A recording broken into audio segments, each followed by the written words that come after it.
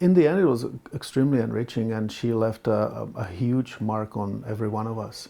The story of Gloria Taylor's fight to die with dignity would become two local Kelowna filmmakers' most personal endeavors. For 2 years, they watched the woman diagnosed with ALS go from able-bodied and capable of getting around on her own to being confined to a wheelchair.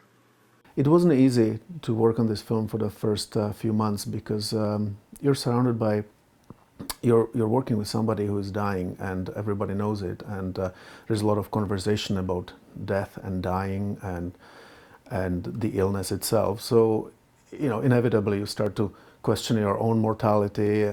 But over time, Bacala and McElverd would grow so close to Gloria, they would become like family, attending events and holidays. But for McElverd, his connection with Gloria became deeply entrenched. He submersed himself into the documentary in a way that typically isn't undertaken by filmmakers.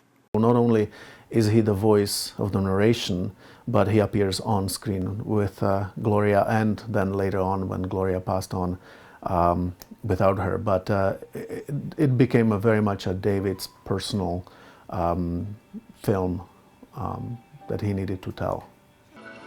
The documentary started as a project for CBC's The Fifth Estate on Gloria's fight with the Supreme Court, which would turn into a film of her success to a physician-assisted suicide.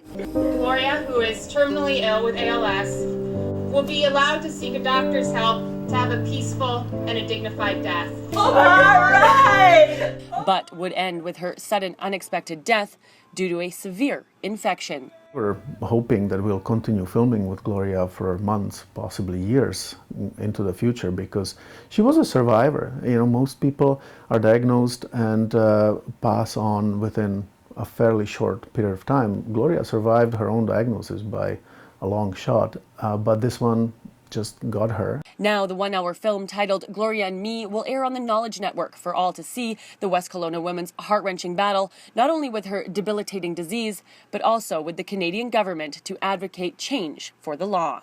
With Gloria, it was extremely frustrating for her because she was such a bright mind and full of ideas and energy, and she wanted to do a lot of things, and her body was failing her bit by bit. And it's one of those really, really nasty things that can happen to anybody, and